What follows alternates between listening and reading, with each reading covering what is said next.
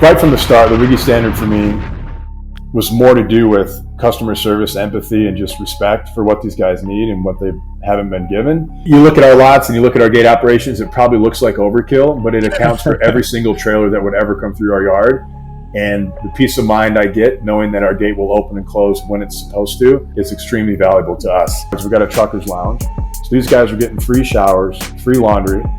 We got a flat screen TV in here, a little kitchen area. So with these locations being as close to the DCs that they are, what we're seeing is these guys are muscling through. They don't have to worry about not finding a place to park. They can drive through Houston at 6 p.m. at night, 7 p.m. at night. Doesn't matter. They got a reservation with us days in advance. They pull into our lot. They open up their phone. They open up the gate. They park in the spot that they're assigned. We got all of our spots are numbered. They're all reservable. They open up, look out that windshield, and they can see right across the street is Domino's. I deliver there tomorrow at 8 a.m. Like, what peace of mind is that? All right, guys, let's take a brief moment to thank our sponsors and our partners, OTR Solutions. I just want to tell you guys, go check them out, man. If you're having any type of issues or you're not having the greatest experience with your current factoring company, I implore you guys to check out our partners, OTR Solutions. They're the only true non-recourse factoring company in the country, which means you can focus on your business, focus on the road ahead, and they're going to take care of everything else for you. All right, guys. OTR also offers a whole lot of other solutions for you. And, they have data that shows that companies who work with OTR Solutions stay in business longer because of that. So click the link below. Or you can text OTRTNH to 80483 and somebody from the OTR team will get right back to you. All right, let's get back to the show.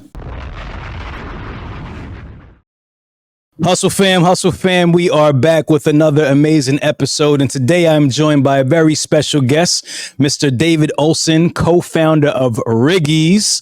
They have created the hotel experience for truckers. Amazing thing that you guys have built with Riggys. David, welcome to the show.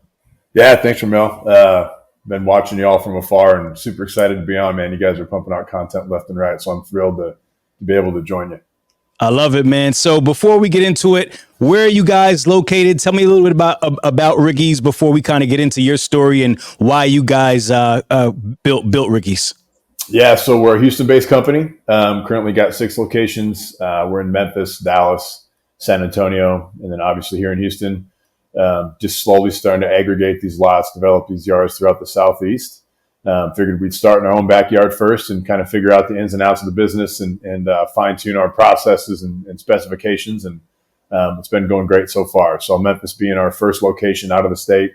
And we'll just continue to kind of build that footprint as we go. I love it. Tell me about the origin story, man. Do you guys, do you come from a trucking background or do any of the other co-founders? Yeah, so quick background on me. I grew up in the industry, you could say. My dad turned 75 in March. He still hauls over the road between Minnesota and Washington State. Oh, wow. God bless him, man. Yeah. He's a Marine, so he's cut from a different cloth, but he still throws those chains on the tires when he has to, driving up in the Northwest. Those harsh winters aren't too friendly to truckers, but he muscles through it. He loves it. So grew up the son of a trucker. And then in 2017, I married into a trucking family. So my father-in-law, his sons, they haul around the Houston area. So having a deep level of empathy and understanding for what these guys go through, it's how my dad provided for me when I was a kiddo growing up. And it's how my father-in-law provided for my wife when she was young as well. So knowing that and just kind of knowing the industry and the bottlenecks they face and the pain points that they have, we kind of kicked off this idea of bringing more of a hospitality and empathy approach to those that I think deserve it most. So I had no plans on getting within the transportation or logistics space. I've actually never been behind the wheel of a truck myself, but my background is in construction management. So I did a biomass power plant in Northeast Texas. I've done some Army Corps of Engineer projects at Tinker Air Force Base in Oklahoma City, and moved to Houston, got in the oil and gas industry. So I was kind of climbing the corporate ladder there, doing the project management role. Spent some time in Singapore and traveled a little bit. And it was in May of 2020. A good friend of mine approached me and he's like, man, I drive by this truck lot every day. I'm on my way home from work. There's cars staged. Trucks are trying to get in and out. He's like, I went in there one day and asked these guys, what do y'all do here? They said, we just park our truck. So he's like, all right, what do you pay per month? Did a quick head count. And he's like, all right, there's not a lot of turnover. It looks slam packed. It's full. So he called me. He's like, "Hey, I know you grew up in the industry. I know your father-in-law's a driver. What do you know about truck parking?" I'm like, "Man, that's a hard topic to explain over a quick 5-minute phone call." So called my father and father-in-law and kind of ran the idea by them, and they all came to the same conclusion. And that was, if you can put a small dent in that problem for us drivers, you really have the tiger by the tail. So we kind of started doing our due diligence and looking around at the other lots within the area throughout the country. I think some people kind of fell into the business to where they, lived on site and might have had 1 or 2 trucks for themselves. They bought 10 acres, and next thing you know, their brother has a truck and he wants to park it, and their brother's buddy has 3 trucks. So over the span of 3 to 4 years, there's a guy who's living on site. He's got 180 trucks on his lot. Didn't plan on being in the truck parking business, but doesn't really understand what he has, and it's not a business that he wants to scale. So I think there's still a lot of those type of mom and pop lots out there, and I think they're doing a great job. They're serving a huge need. But for us, the deeper that we kind of dug, I didn't think that there was any sort of like hospitality brought to this space. Just looking at various site plans, the way lots were laid out, I just thought there was a huge opportunity. In addition to still being a shortage, irrespective of the amenities and the customer service aspect or the lack thereof for most of these lots, I still think obviously there's still a huge need for it. So we just kind of plugged through and then really hit the ground running in July of 2021. So I left my corporate job.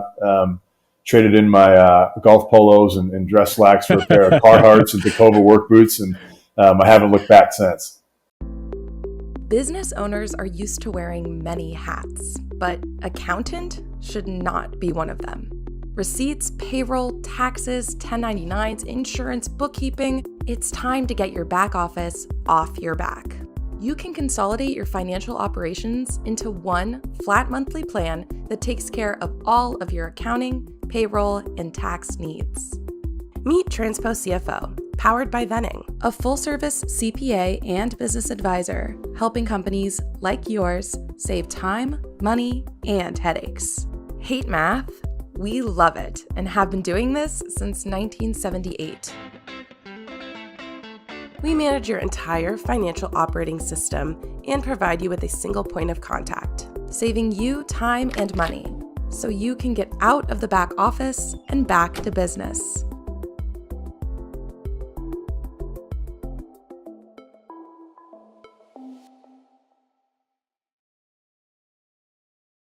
Got it. How many different spaces did you guys look at before you landed on what would be your first location?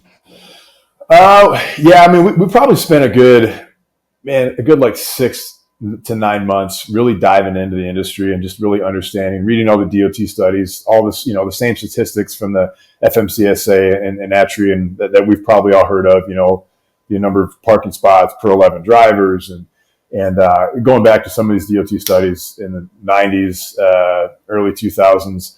It wasn't nearly as a problem back then as it is now. It was still an issue, and it was still highlighted within those DOT studies. But obviously, the ELD mandate had a huge impact on that. So we did about 6 to 9 months of that kind of real in the weeds, reading studies, looking at markets, talking to drivers, talking to truckers, talking to my old man, my father-in-law. And then I'd say we probably looked at maybe 3 to 4 different locations before we landed on one. So our first location was here in Houston, in Northeast Houston. And within probably about 30 days, we had another one in West Houston. And probably within 45 days after that, we had another one in East Houston. So the domino effect definitely kind of kicked in pretty quickly. And we just started leasing those up. One was fully vacant. Didn't have any trucks on site. Had park about 205 now, but I filled that in about 3 months. And then there was another lot that was an existing yard. Kind of what I told you about, the guys own the lot for their own trucks. They had about 8 to 10 trucks. And I think they were sitting on about 7.5 acres, and they just slowly put down more rock, more gravel, stabilized more acreage, more yard. And then their buddies and, baseball kids, fathers, like neighbor next door. It's just like this domino effect of this networking of truckers that just wanted to park at their location. So we bought that from them and came in and just put in all of our specs and requirements to bring it up to what we call the Riggys standard. And did our first development deal, which is the location I'm sitting in now in West Houston, outside of Katy.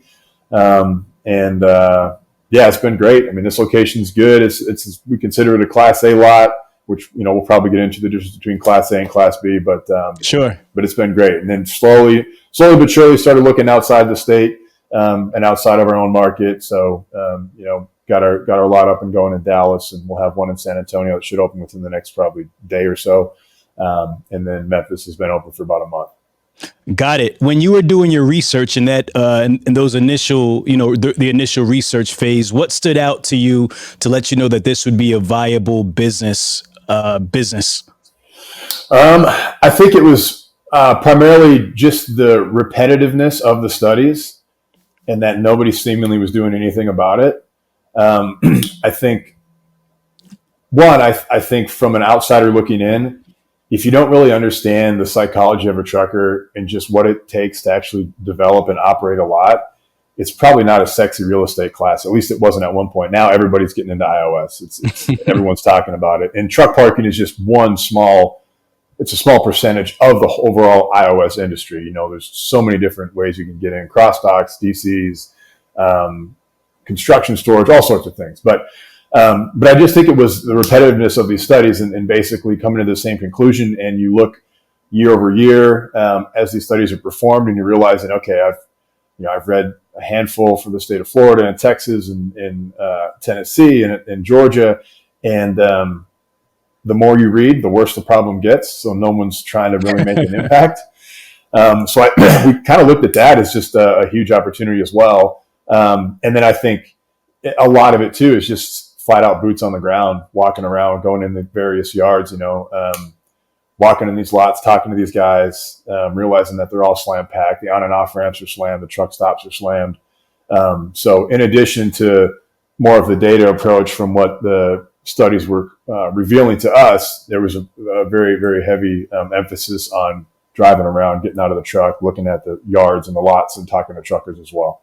Yeah. What was it about the Houston lot that stood out to make you want to start there?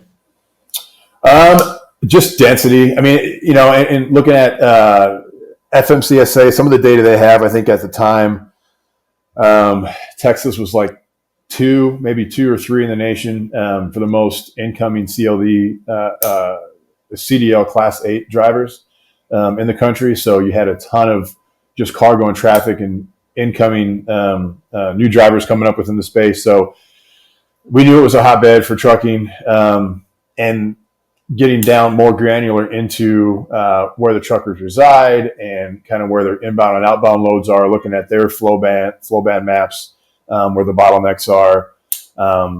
And like anything else, it's location. We don't want to be out in the sticks so far out that these guys can't get to us. You want to be right off a major freeway in most cases, not all cases. It kind of checked all of our boxes. The site plan was correct. The size of the lot was correct. Location was good. It's right off Beltway 8. So there's tons of traffic coming in and out of there. We got a bunch of frontage road at that location. So, we just felt real good about it, real confident that going in with not a single tenant on site. Once we finish stabilization, once we get the lights up, gates up, gate access tech installed and everything along those lines, we knew that it would fill up fairly quickly. Yeah, and what were the specs? How large is the space? Well, is the space and so forth? Yeah, so the first lot we had, we still got it. It's 13 acres in total. It's about 10 acres net of actual parking. So there was very little fencing on site. Lights weren't very good, so we had to install some new lights. And when we first started we got into this space. This would have been December, January-ish of December 2021 and into January of 2022. We were probably operating like most lots operate, meaning we were giving out a 4-digit PIN on a keypad or a combination of gate clickers, key fobs. So at that time, it was me going back and forth. I mean, I was bootstrapping this thing, spending all day, every day inside that lot, talking to those guys. And as you know, truckers don't work an 8 to 5. They work whenever they work, right? Their hours are all over the place. So as I'm leasing up this yard, I was there, 6-7 days a week. But I'd often get calls from a guy coming in. He's like, "Hey, drove by your lot, loved it. I want to get a spot there. I'm like, great. When you coming in? He's like, I'll be in town Sunday night at 10 p.m. So I live an hour away from the yard. So I was driving to the lot 1 hour, one way at Sunday night at 10 p.m. just to give one guy one gate clicker, but you had to do it. So I did that multiple times and quickly realized, all right, if I'm really trying to scale this business, this is just flat out not going to work. Like, how am I going to do this in Memphis? How am I going to do this in San Antonio? Like, if we want to take this outside of my own city here in Houston, like, we got to figure out something. So we went to gate clickers for a little bit. Then we went to keypads. Wanted to get away from keypads primarily because you give one pin to one driver, you might as well give it to the whole city. These guys pass it around to everybody. And that's not to say that all drivers have those types of intentions. I think a lot of guys, the majority of them, would keep it near and dear to their heart. They wouldn't pass it around to those that shouldn't have possession of it. But that's how fuel gets stolen, binders, daisy chains, all that stuff, bad tools. Yep. Exactly. So there's no sense of security if you enter a yard with a 4-digit pin on a keypad that you actually know your lot secure. It's impossible. The other option, like I was talking about, was gate clickers, key fobs. You're like, man, how much longer can I do this? I'm putting miles on the truck, sprinting back and forth, wee hours of the night.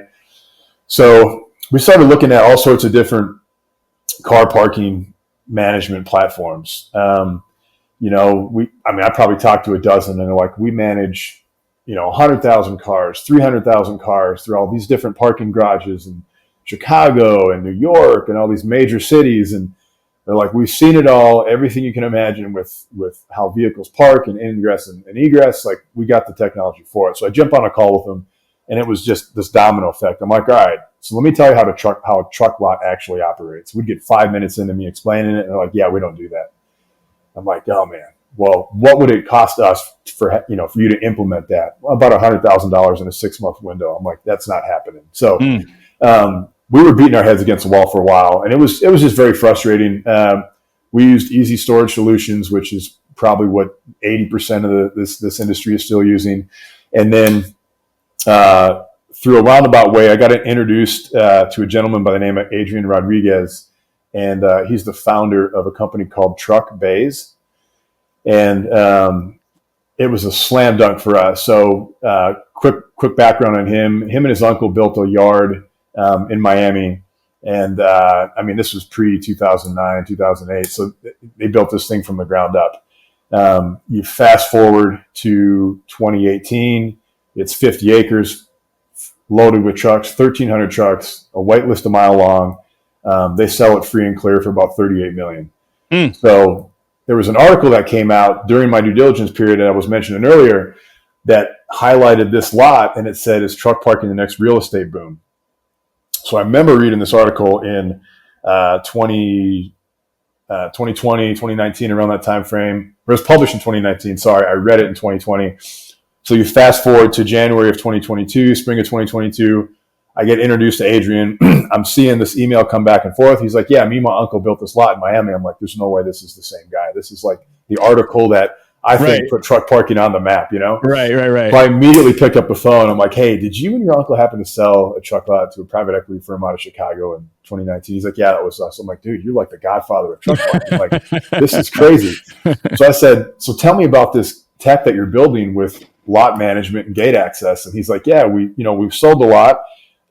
It was contingent upon me staying on board to manage the yard, which makes sense because there's a lot of, to this day, a lot of money's flooding into the space, but they don't fully understand how to manage multi-tenant. When I say multi-tenant, I mean, it's not taking a 20-acre lot and cutting it up 4 ways and having 3 triple net tenants on there, each at a 4-year term or a 3-year term. What we consider multi-tenant is you'll have one anchor tenant. Maybe it's Amazon, US Foods, Costco's of the world. Then you have a plethora of month-to-month guys. That could be 200-300 individual owner-operators that live within 5 to 7 miles of your location, 3 to 5 miles of your location. And then you also have another, say, 30 to 50 spots of OTR guys that are coming in. So that aspect of it, a lot of people don't want to manage because it requires day-to-day operations, day-to-day management. It requires talking to these customers on a day-to-day basis. Booking, like creating reservations, verifying that spots are empty for new tenants to come in. So there's a heavy operation standpoint that goes to that. we love that space. So when I was talking with Adrian, I was like, all right, so it's contingent upon him staying on board because the company that acquired his lot didn't at the time. They do now, but they didn't fully understand the multi-management or multi-tenant truck parking space. So he's like, we were taking payments like everybody was. Probably it was PayPal, Zelle, and cash under a doormat. And that's just how they were collecting rents. So he's like, we started working on Excel, and he's like, man, I got a strong development background, strong software background, UI background. So he just bootstrapped this company called TruckBase from the ground up to essentially solve the issues that he was experiencing in his own yard. And he has 1,300 drivers at his disposal on a day-to-day basis that he's using as his use case. Right. So he would create this platform. A trucker would go in and book, and this is what we use today. We use TruckBase at all of our locations, but there would be a trucker that would go and create a reservation for his location. And let's say it's a 6-step process. He would see continually, and he was watching these reservations come in real time. And he's like, man, everybody's getting hung up on step number 2. So let me move this button over here and down, 3 inches. And then all of a sudden, everyone's blowing right through step number 2. Well, now they're getting hung up on step number 4. Well, what is it? Is it the font size? Does it not pop enough? So for him, he was telling me, he's like, man, I would sit there and watch these recordings for hours on end. Like that was his Netflix for years. And right. it was interesting to me because he was developing booking software through the psychology of a trucker on how they think, how they operate, the way they navigate a phone, the way their thumbs just down to the nitty gritty. And I was developing lots through the hospitality side and understanding how they think, what they need. So for me, it was like, man, if you're really putting in that much effort and you really care about these guys and you want them to have a good experience, how soon can I get you at one of our locations and let's roll it out. So we ended up bringing that Northeast Houston lot online. I think we were the second location at TruckBase at the time. And it was awesome. My wife really appreciated it because I was no longer having to go to the yard at Sunday night, Saturday night, and right. take time away from the family. But I remember one weekend, I think it was the first week we onboarded it. It was like a Wednesday or Thursday. He flew in, we got everything installed, the lot's live, and go to bed on a Friday, wake up on a Saturday, and I had 6 tenants that created a reservation, booked a spot, got to the lot, parked their truck. Their wives came and picked them up and they went home. And I'm like, there's no way this is possible. I'm looking at my phone. I'm like, all right, I got to go see the video footage for this. Sure enough, I pull up the video cameras. There's the 6 trucks right where they're supposed to be parked. I didn't even contact them. I reached out to them after the fact, like we always do, welcome them to the yard and everything. But right. I'm like, man, I've been doing PIN numbers and gate clicker sprints back and forth for years. And this guy comes in, and within a matter of 48 hours, I got reservations coming in that I didn't even have a point of contact with that customer. And they just reserved and parked and left. And I'm like, that is incredible. So, and it provides for us, it provides another layer of security, which is something we really, really emphasize on. With his technology, there's proximity sensors that will detect your cell phone. It's essentially a geofence, kind of geofence type technology. But trucker pulls up to our lot. He opens up his phone, pulls out the app. He says, open entry gate. It verifies 2 things. One, it verifies that the mobile phone number trying to enter our yard has a reservation and that reservation is in good standing. And then 2, it verifies that the physical proximity of that cell phone is within 100 feet of our gate. So long as it checks both those boxes, that gate will open every time. So it eliminates somebody getting a 4-digit PIN that shouldn't have it. It eliminates a guy in a rush in the morning. You got 2 things on your kitchen table. You're going to grab your phone and forget that gate clicker. You get to the yard at 3 o'clock in the morning. You can't get in because your gate clicker's back at home. You got a load you got to make on time. So it eliminates all that. Text to open was another option that was out there we were tinkering with. I personally didn't like it because you could have somebody in your lot that has a reservation with you. They might have a load going from Houston to New Jersey. They're up in the Northeast, and they're sending a text message back to the lot in Houston. The gate's opening. Their buddies are coming in and out. So there's no control there either. So his gate access to me is just far above the rest. I don't even think there's anything comparable to it. Everything from the host side, from our side as an owner, how we manage the lot, manage revenue reporting, dashboards, all the reports that come in, the active reservations that come in, the upcoming reservations. the communication channels between us and our customers, and then also just the experience that our drivers have told us that they've experienced with truck bays has just been phenomenal. They love the fact that they don't have to have a gate clicker for their truck and their personal car and their wife's car, and then another gate clicker for their driver's truck and their driver's personal car and their driver's wife's. So it's this domino effect. So for them, it's been awesome. So that's one thing we really kind of hammer on is just the security around the gate access. No, I love that story, man. That is definitely some forward thinking. Those 6 initial reservations, how did they find you guys? Was it just by chance they saw the lot? How did that happen? Yeah, so we actually had a QR code on our gate, entrance gate, and that QR code took them right to the booking platform. So they literally just pulled up, scanned it, parked, and it's just like any other advertising that goes on with lots that don't have truck bays. They have some sort of bandit sign or sign zip tied to the fence or a phone number, right? It's kind of the same approach. The only difference is we have a phone number, but they saw a QR code, so they scanned that, and they were like, "Hey, it's going to take me 2 minutes, and I can park now. Right? Why don't I just take that route instead?" So right now we got QR codes. Obviously, we have our website, which is brings in quite a bit of traffic as well on the booking side. And then Adrian has his own kind of marketplace and other lots on his website as well. So there's a few different funnels as far as getting traffic in. But that's how those first guys found it, was just driving by, seeing it, scanning the QR code, and parking. I love it, man. I love it. So you mentioned this earlier, a term. You said the Riggys standard. What is the Riggys standard, and how early did you develop that? Was that something that you went into the business with, an idea of how you wanted to develop these things, or was it something that you kind of developed as you went along? Yeah. I mean, I would say right from the start, the Riggys standard for me was more to do with customer service, empathy, and just respect for what these guys need and what they haven't been given. There's all sorts of different standards, and we have those standards, and I'll get to that as far as like fence specs, gate specs, lighting specs, foot candles, all that. But at the heart, the standard that I wanted to provide was like exceptional customer service. Beyond just taking a reservation, like you have to build relationships, and you have to give these guys the time they need for their voices to be heard, and just pick up the phone and ask them how they've been. I tell all of our site attendants, you're doing it right when one of our tenants comes on site and they see your car next to our office or next to the guard shack, and they'll take time out of your day to come over and say hi to you and see how you've been. Like, that's when you're building the relationships that I want you to build. You can make mistakes on site. You can make the wrong call, install the wrong equipment. Like things happen, chains break, things happen, but you can't repair a broken relationship. It's so much harder to repair a broken relationship than it is to repair a light bulb and a light fixture. So, and I think if the other operators, and I'm not trying to throw shade at the other truck operators or lot owners, but if you really understood that, like here, public schools just started.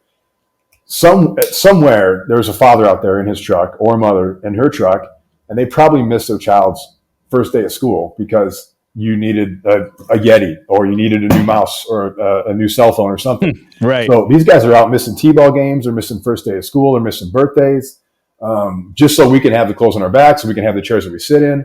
And I think once you understand that, you bring a whole nother level of appreciation to those guys.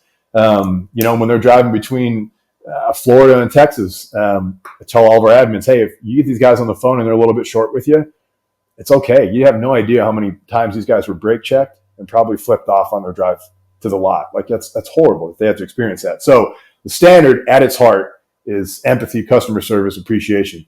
When you get into the lot specifics, a lot can go into that as well. I think a lot of people think that, iOS, well, I guess iOS in some cases can be, but in truck parking, it's more than just concrete and lights. So what I was doing is I took a lux meter, which basically detects the foot candles of lights, lighting fixtures, and light on the ground and in the air and all sorts of things. So I took a lux meter to one of our old lots, and I was walking around our various light poles, and I arrived at what I felt was sufficient amount of lighting to ensure that these guys can check their loads before they get out over the road in the morning. So we arrived at that lighting specification. So now we have specs for minimum requirements for all of our foot candles at all of our locations going forward, which is great. We came up with ingress and egress specs There's all sorts of different trailer types. There's RGNs with stingers, there's lowboys, there's step decks. The car hauler, as an example, car haulers have an entirely different swept path on the trailing end of their trailer than a dry van does, or a flatbed does, or a reefer does. So when you only accommodate for one trailer type, you're really setting yourself up for either your gate to get damaged, your gate operator to get damaged, the light pole to get hit, another truck to get damaged. Because oftentimes they'll develop these yards and they throw them in there like sardines. So what we've done is we've essentially analyzed every single parking spot for multiple trailer types. We run the analysis, thousands of simulations. What's left is potential areas of clashing where maybe a trailer can't quite get in. It's close. It might be 3 to 4 feet off. It's like, well, in a perfect world, it's 3 to 4 feet off. If it's 3 to 4 feet away from a fence line or a light pole, there's a good chance that light pole is going to get hit. So let's move it 5 feet to the north. Well, now that gap is 8 to 10 feet. So you really go through the site plan and you figure out the most optimal way to demarcate and number your spots. That's probably the first and foremost important thing. Next, you get into lights. Then we get into fencing. All of our fencing specs, depending upon Class A or Class B, it's anywhere from 7 to 9 feet, 3-strand barbed wire, so on and so forth. And then one thing that I quickly realized was if the lights go out, video surveillance goes out, our fence could fall. But if that gate will still open and close, those trucks will still come in and out. So the heartbeat of the business is truly whether or not that gate will open and whether or not that gate will close. So I got with our own specifications engineer. We wrote a spec for our gates based on safety loops, based on cycle times, based on the number of cycles per month. We got as far as getting into the different heights of the photo beams that shoot across the gate to make sure that, if it detects a vehicle, it won't close, because oftentimes you'll have lots that have one photo beam installed at, say, 48 inches. Well, an RGN sits far lower than 48 inches off the ground. And if it's empty and you don't have safety loops underground that are going to detect that trailer, that gate will close on that truck. I've often seen people do reflective photo eyes. Those don't work because the actual tape on a flatbed trailer is reflective, and it'll shoot a beam across and hit that reflection tape and send a signal back to that photo beam telling the gate operator to close because it thinks there's nothing in its way, when in reality there's a 53-foot trailer sitting right there. So you have to think through like scenario A, B, C, D, E, and F, and you just plan for everything. So you look at our lots and you look at our gate operations, it probably looks like overkill, but it accounts for every single trailer that would ever come through our yard. And the peace of mind I get knowing that our gate will open and close when it's supposed to is extremely valuable to us.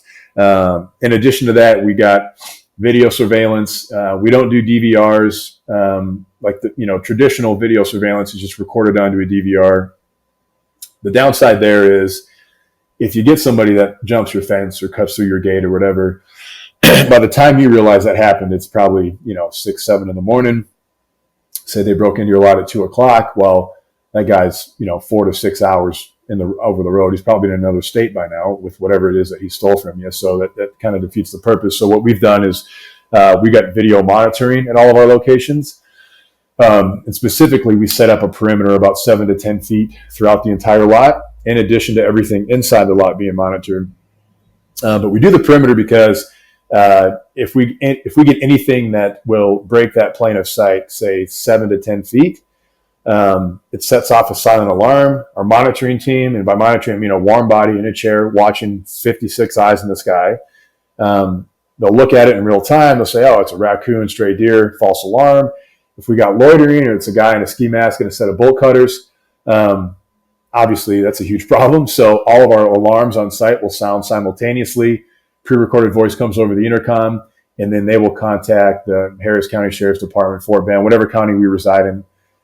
They will contact the County Sheriff's Department on our behalf. They take over control of the cameras. We got PTZ cameras, so they'll zoom in. They'll get pictures of plates, pictures of their face. It's pretty high. It's like Fort Knox around here, I guess you could say. But the location I'm sitting in, we got 56 cameras at this one, and we're actually, expanding this yard another 11 acres. So all in all, we'll probably be close to 80, 90 cameras in total. Wow. You just listening to you, you seem to have you and the team seem to have put an extreme amount of effort on just making sure that the trucker or the driver experience is like, just unmatched, just kind of making sure you cross every T, dot every I. Do you feel like being an outsider, quote unquote, because I mean, you're from the industry, but you didn't work in the industry. Do you feel that helped you look at truck parking with like a fresh set of eyes to solve problems that maybe other truck parking facilities weren't solving? Yeah, I mean, I think coming in with the construction management background, with doing various heavy industrial projects, again, Tinker Air Force Base, doing some offshore stuff. I just think in general, you look through things through a slightly different lens, but coupling that with your understanding of the industry, because, being my dad, my dad's OTR, like I was saying, doesn't have anybody in his truck with him. So if I'm on the phone with him, which I've been talking to him every other day for probably the last 15, 20 years, but when I'm on the phone with him, if it's a 20-minute drive or 2-hour drive, I'll get a few words in, and then he'll talk the entire time. So, which I love, and right. And I would give him a hard time for it. But through that, I've kind of rode these cycles with him, these peaks and troughs within the trucking industry. I've heard spot rates, various numbers. I've heard about the fuel prices. I've heard about his load not getting paid for his load, or like putting chains on his tires.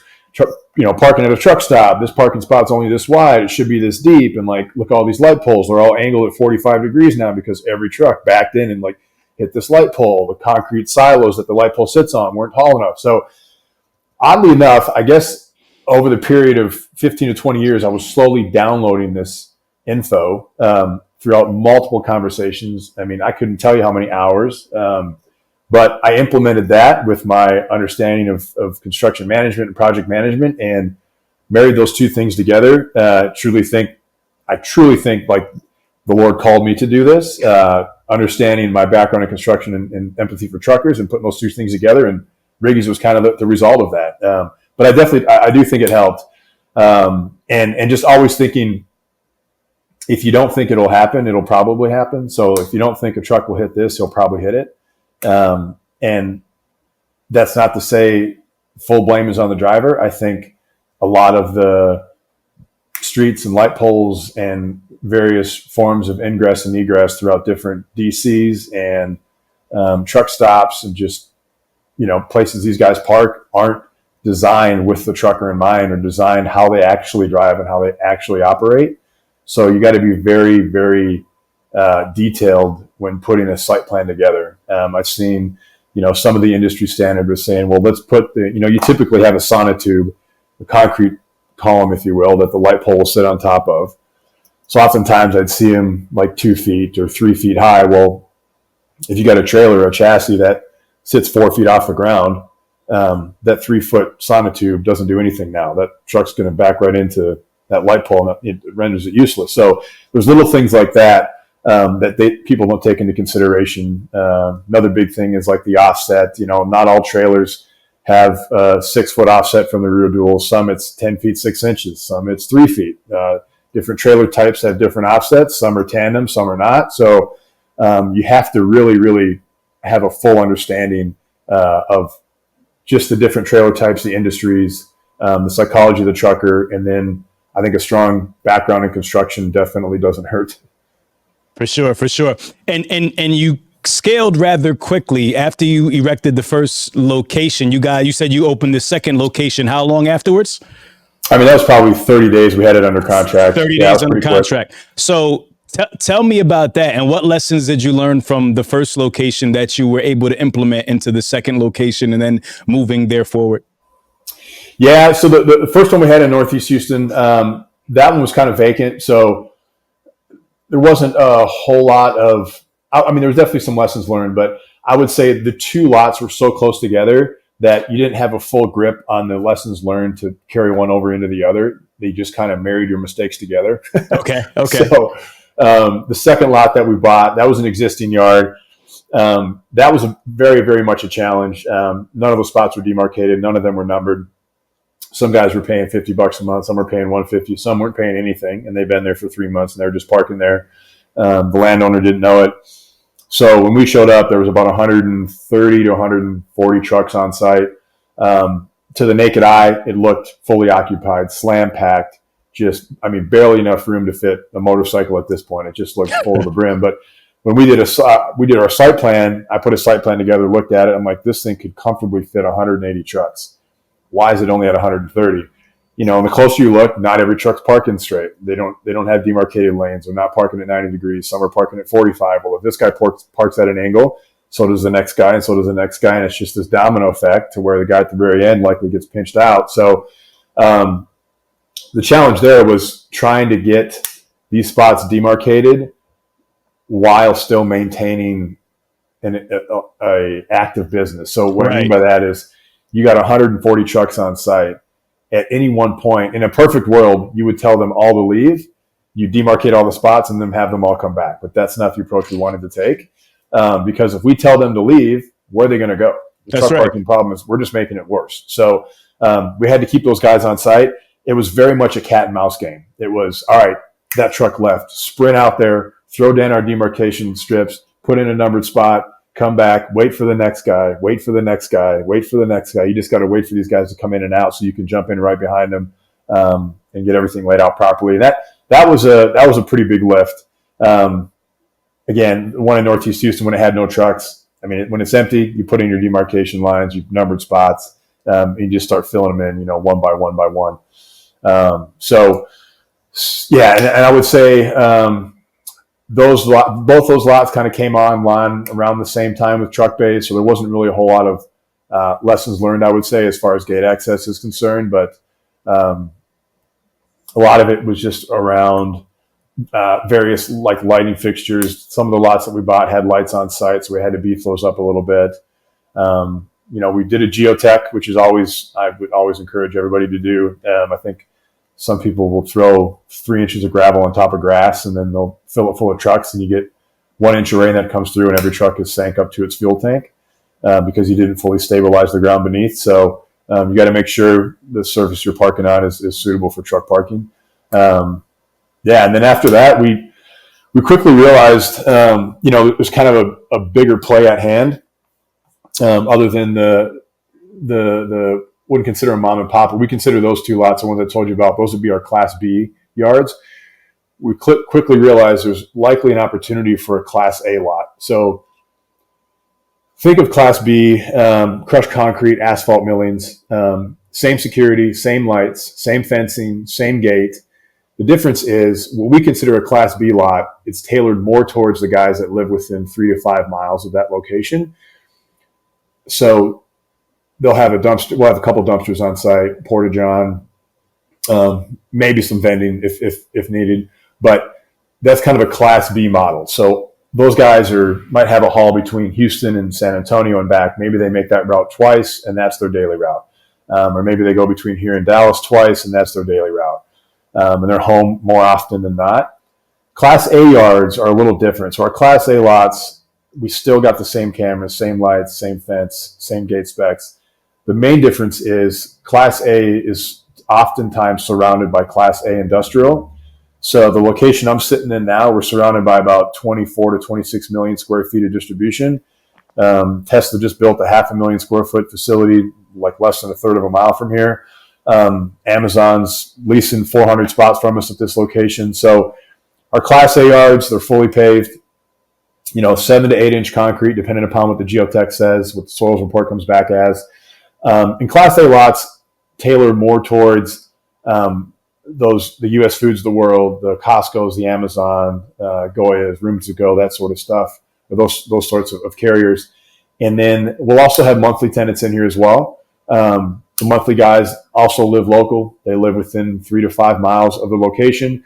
But we have a pretty heavy OTR dynamic. So being that we're surrounded by all the distribution centers that we are, as you know, what these guys are having to do now is if they have a delivery just across the street from us at a Domino's or a Costco, they're likely having to park an hour and a half or 2 hours east in the wrong direction because they know if they advance their load any further at 3 or 4 o'clock, you can forget about it. You're not going to find a place to park. The truck lots or truck stops are slammed. On and off ramps are full.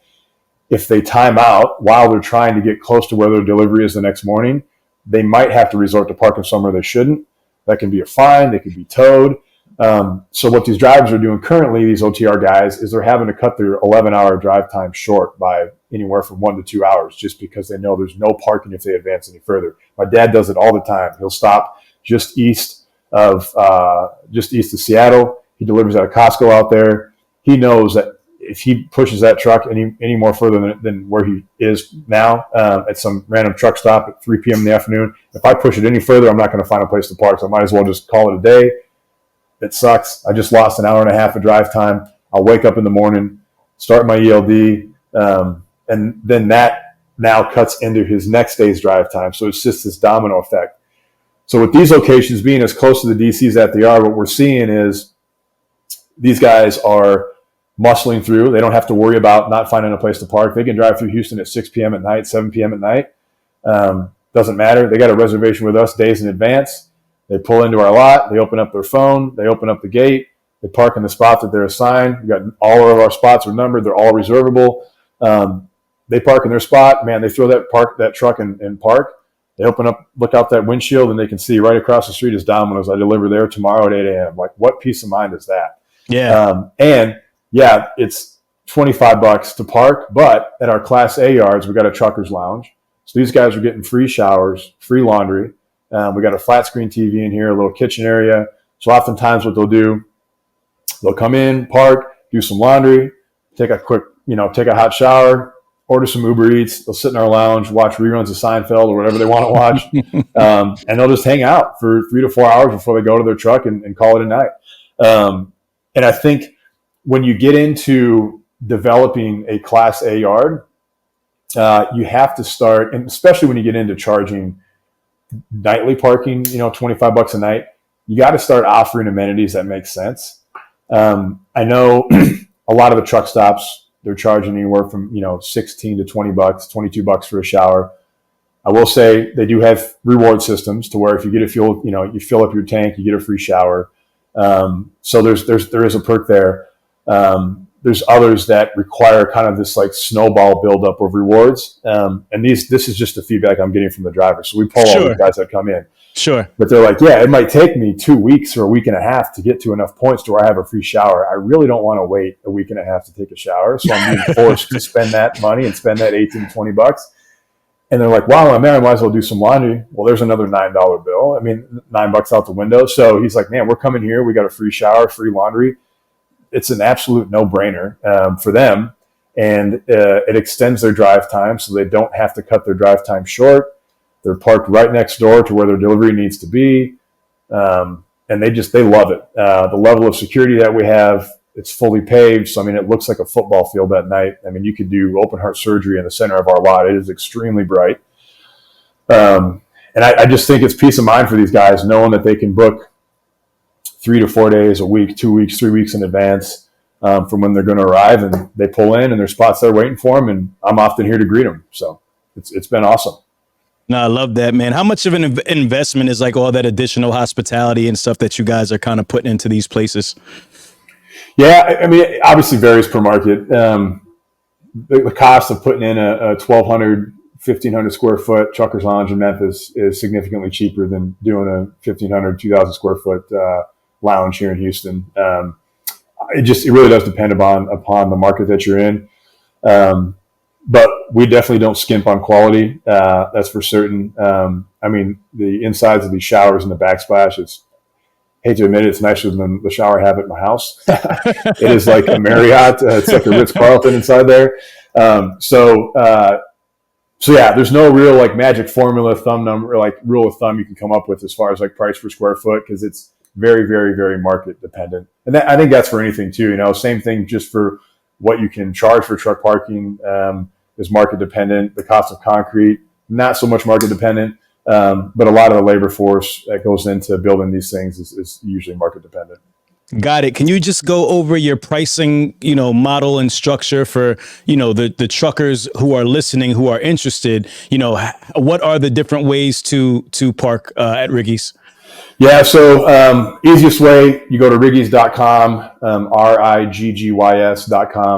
Riggys.com, and you'll have all of our locations there. And depending upon the market, price per month varies anywhere from say 190 is our lowest, up to 350 being our highest. But that covers Class B to Class A. So again, Class B around that 190, 225 mark. Class A, 275, 350. But again, it's fully paid, free laundry, free showers, and all those things. So, and we understand that those price points, you can't just have all Class A yards, because some guys just flat out aren't going to pay 275 or 350 a month. That's fine. We'll have a Class B lot for you nearby. So maybe that's more suitable for you.